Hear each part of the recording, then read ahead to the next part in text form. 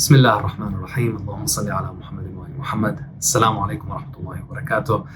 When we continue to look at the life and legacy of Imam Ali alayhi salam, highlighting these themes of character and competence, you see some of the most courageous stances that the Imam took.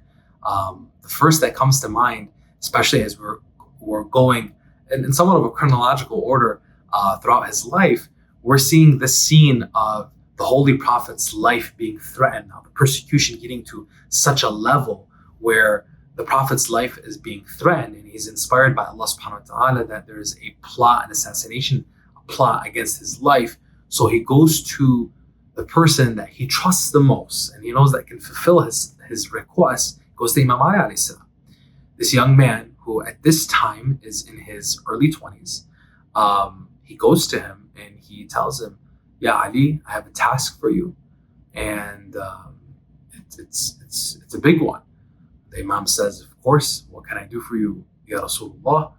And he tells him that I'm going to leave in the night because there's a plot against my life. I'm going to escape in the night. You're going to stay in my bed, in my home, so that those who are trying to kill me don't have any clue what's going on, that I've escaped. You're going to take my place, and I'm going to be able to leave while you're in my bed. Imam Ali alayhi salam asked the Prophet one question: will you be safe? That's it. That's all he had on his mind. The Prophet said yes. Imam Ali alayhi salam, it's narrated that he goes down into sujood, in prostration, and says 3 times, "Ash-shukru lillah, ash-shukru lillah, ash-shukru lillah." Thanks be to God. So Imam Ali alayhi salam takes on the task, goes into the bed of the Prophet. The Prophet leaves in the night. The assassins come in, they unsheathe their swords, and then as they're about to strike, it's said that Imam Ali alayhi salam uncovers himself from the bed, unsheathes his sword, and is ready for battle. The assassins, looking at Imam Ali alayhi salam, not looking for a battle, basically their plot, their plans are unfoiled. And Imam Ali alayhi salam essentially tells them, "Hey, if you want to get to the Prophet, you have to go through me." And their plans are unfoiled. Everything is done. They leave. Imam Ali alayhi salam is also tasked with the Holy Prophet sallallahu alaihi wasallam to pay some debts and dues to some people, return some trusts and for the people of Mecca, and then take and escort the 3 Fatimas. Fatima bint Asad, his mother, Fatima bint Hamza, and Fatima bint Muhammad, the daughter of Prophet Muhammad sallallahu alaihi wasallam. So Imam Ali alayhi salam escorts them, and then on the journey, Imam Ali alayhi salam is attacked, fends off this attack, fights against these people that are trying to, take them away from their path of getting back to the Prophet or getting to the Prophet sallallahu alaihi wasallam.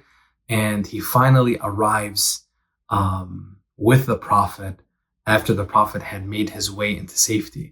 Now, as the story progresses, we see the development of the early society or the new community in Medina, which became the new home of Prophet Muhammad sallallahu alaihi wasallam, a city that was originally known as Yathrib.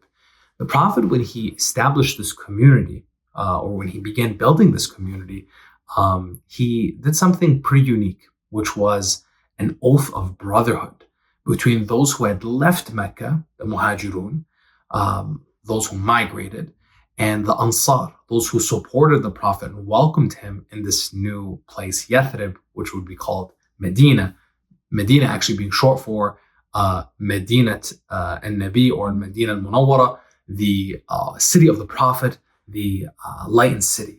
So this oath of brotherhood was a combination of the Prophet. He was bringing together one of the Ansar, one of the Muhajirun, one of the supporters, one of the migrants together.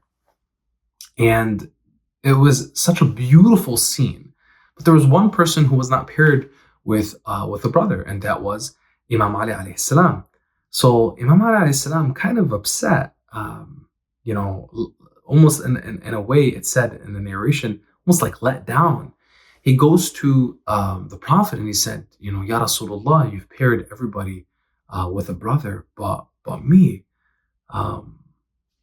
Why is that?" The Prophet, it said that he smiled and told Imam Ali alayhi salam, Ya Ali, there's no brother for you but me.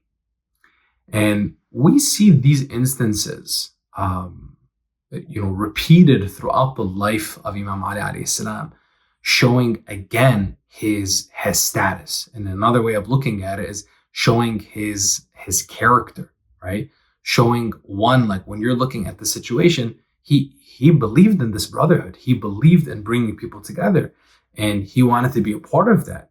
And then showing like, okay, how great his character was, that nobody could be paired with him but the Prophet Muhammad sallallahu alaihi wasallam.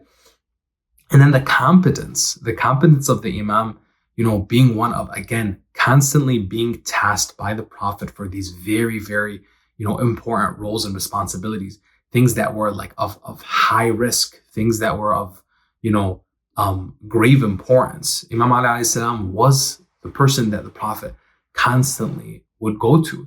And then you see this progressing in the building of this community with the roles and responsibilities that were given to the Muslims.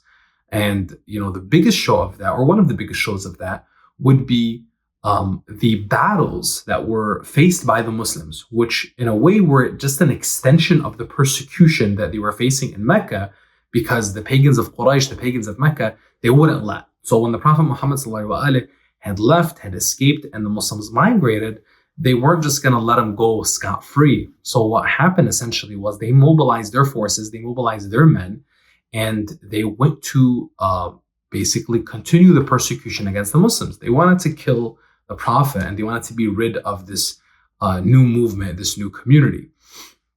So when you're looking at these battles, the battle of Badr, the battle of Uhud, the battle of Al-Khandaq and Khaybar, and all of these battles, even though some of them had some other groups other than the pagans of Mecca with them, you see this constant pushing of we need to get after the Prophet. In each one of these battles, you see that the person at the forefront, the person answering the Prophet's call, and the person who is considered to be the champion, the hero of the Muslims, is none other than Imam Ali alayhi salam. Now, even though he was at a very young age, he was constantly the man, constantly that person that when it was being, whatever was required of that time, of that place, he was there. There was no sense of fear. There was no sense of hesitation. There was a clear objective that was be there for the Prophet, honor Islam, honor God, and protect one's community. And he was there and there again and again and again. That was Ali.